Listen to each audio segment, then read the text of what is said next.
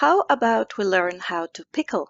In this video, we will talk about serialization and deserialization, and we will introduce the Pickle module and its basic functionalities, and discuss why and why not to use Pickle. Within the Python environment, when we talk about serialization, we mean the process of converting a Python object into a stream of bytes for storage. That Python object can be, for example, a data structure, a function, etc. This process is also called pickling. The pickle data, which is often stored in an external file, in our computers or external drives, for example, can be loaded back into our code, into our Python working space without losing its current state. That is, we can load the data we converted into bytes back, converted back in its initial state, and continue working as if we had paused, for example. This reverse action is called deserialization or unpickling. But when do we need to serialize or pickle data? It is often necessary to store data in files or databases. And we have seen until now how to store or write string and non-string data in files, which is a way of preserving such data in files. However, this is only suitable for text files, for text data, and very often not even suitable for large text datasets. What other options do we have for large datasets? Or how do we store data structures, and in particular, large data structures? Moreover, how can we make sure that their state is preserved? Let us see why writing in files can be a problem in some cases. Okay, so here we are in our notebook, and let's assume that we have a dictionary that we want to store in a file so that we can load it, read it at some point in the future and use it again, or because we want to share it with a colleague. Let's assume that this is the dictionary we want to store. This is a short example for the purpose of this exercise, but imagine, and I can see it here, it's stored in the cpdict variable, and you can see how it looks here. So we have a city as a key of this dictionary, and as a value we have another dictionary. So we have a nested dictionary where we have as keys in the nested dictionary months of a calendar year, and as values the average temperature in that city in that particular month. So imagine in an actual real world situation and use case that this dictionary may have tens or even hundreds of keys and many more years as data. So we have that dictionary and we want to store it. We want to send it to a colleague or something. So we want to store it in a file. I have here specified a path in my computer, and I want to specify a file name. This is where I want to write it. And then I'm using my open file name in write mode, as we saw in the previous video, and I write the dictionary in it with the use of write lines after I have converted it into string. There are many other ways to do a little bit more elaborate work and try to write the keys separate with the values, but the problem that we're going to highlight here remains the same. So let's assume now we have just wrote it in the file. And let me show you how that looks like in the file. So here it is, our file, and inside the dictionary. It looks fine. So where is the problem? Let's see where the problem is. Let's read now the file. Let's assume that now we want to read the file in order to work with the dictionary, like do some analysis with the values of the temperatures. I read it the way I have shown you before with the open function. Inside I put the file name, the path to the file name. I don't specify a mode because the default mode of open is the read mode, but you can specify it if more sense to you.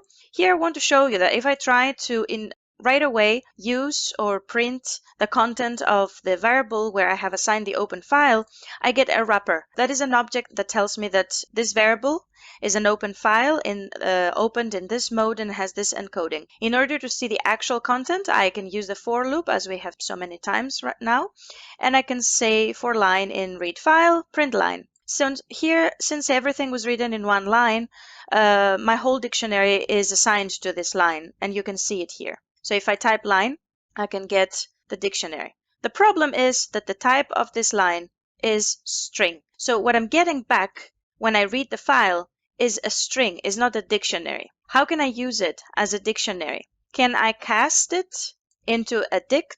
Let's see what happens. If we try to do line dict, create this dictionary into and use the type constructor dict, and in there give the argument, the string as it is right now, that we want to convert into a dictionary. Let's see what happens. It doesn't know how to convert it.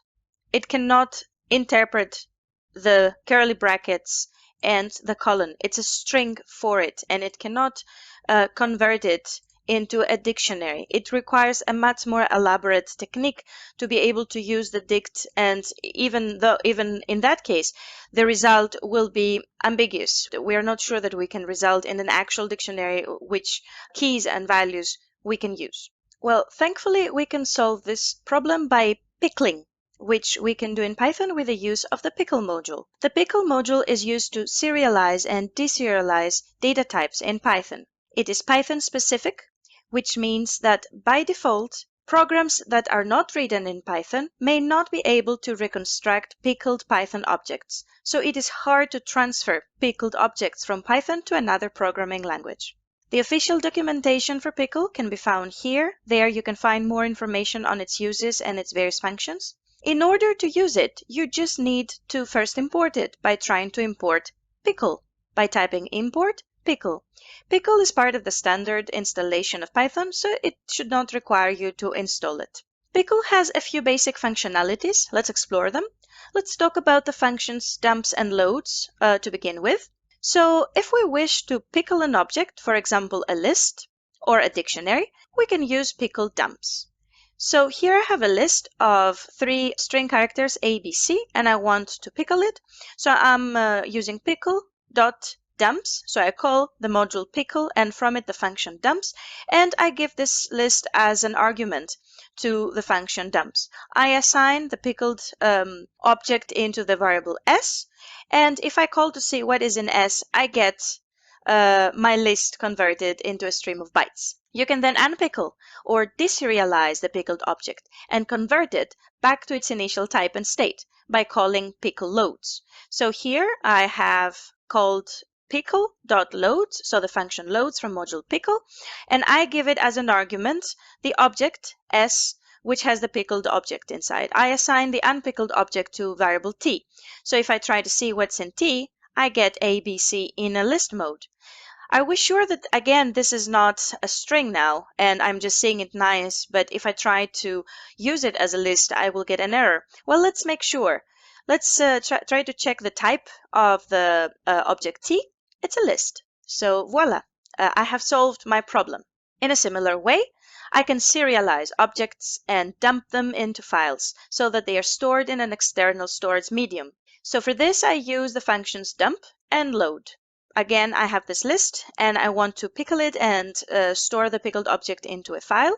Then I use with open file name, so my open function as I have seen it before, in a write mode as fout, and in there I call pickle dump.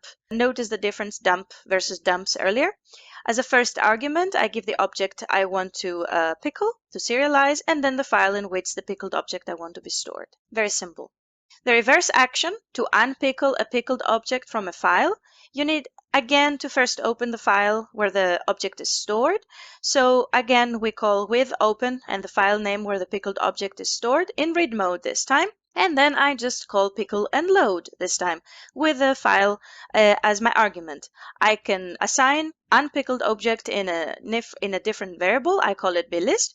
And if I want to see what blist contains, I get back my initial list. Can I make sure that it is not a string, but it is the actual type that is stored? I can check the type of blist and I can get that it is actually a list. So you can pickle and unpickle very large data types in this fashion. I would like to stress that in both cases, the file we wish to work on needs to be opened first. So you need to first open a file where you dump pickled object, and then you need to first open the file where you need to unpickle an already pickled object. Also, notice here the modes in which we open the files for pickling and unpickle that are a bit different from the modes we have seen already. WB actually means we wish to open the file for writing, but in binary mode. Hence, we type WB instead of just W as we saw in the previous video. Similarly, for unpickling, we wish to read a file that is in binary. Therefore, we specify that by typing RB instead of just R as we saw in the previous video. So going back to our Jupyter notebook now, how can we solve the problem we had with this dictionary using Pickle? So first, let's import Pickle. I type import Pickle, and that has imported the module and its functionalities so I can use them. Let's now try to dump this dictionary, cp dict, let's call it here to verify its content. So this is the dictionary I want to pickle and dump into a file. So I type with open, I can just use temperature nested txt as a file, and I will need to specify the writing mode that is for binary. As f out, you can specify whatever name you want for the file, and then I call pickle dump and the cp dict into f out. I run this, and if I go and check into my folder, here is how this looks like. Temperature nested.txt. This is if you try to open the file that you created here in which you dumped, this is how it looks like. And this is because it is a stream of bytes. So now let's try to read and load back the pickled object to unpickled and use it. So I do the reverse action with open the file that I created, temperature nested.txt. This time, remember that I have to open it in a read mode, but for binary, so RB, and I call it as fn. And here I would like to create a variable temperatures where I store my new dictionary, my loaded dictionary, and then I call pickle load and the fn, the file where my object can be found. And then I run this. Nothing happens, but let's see what is into temperatures. If I print the content, I receive my dictionary. Is it a dictionary or is it a string again? So let's print the type of it. Print type temperatures. It is a dictionary. I can actually work with the keys and the values. You have perhaps already been persuaded for the use of Pickle, but let me give you an overview of the reasons why to use it. Pickle can handle, that is, it can serialize pretty much any built-in Python data type. So if you're working with Python and you have large data structures in your project, pickling those can prove useful. Pickle allows us to recover our data exactly as it was before. That is useful for data types, but it can prove even more useful in more elaborate examples. For example, in machine learning applications, because you can serialize a whole machine model after you have trained it. Pickle will store the existing state, so when you load it back to continue your work, you don't need to retrain your model, which can take from a few minutes to a lot of hours next time you need it, but you can just continue from where you left off. All the parameters will be there as they were before you stopped your work. Last but not least, Pickle offers a compact binary representation for efficient storage, but it can also be further compressed for optimal storage. There are, however, some drawbacks we should bear in mind when using Pickle. The most important is that it is not a secure tool. When we unpickle a pickled object, the module, that is the function that performs the deserialization, cannot tell if what you're trying to unpickle is malicious or not. So it is important to remember never to unpickle data you found online or that you don't trust. The second drawback, which we have already mentioned, is that because Pickle is Python specific, it might be difficult to reconstruct a pickled Python object in another language if your work demands it.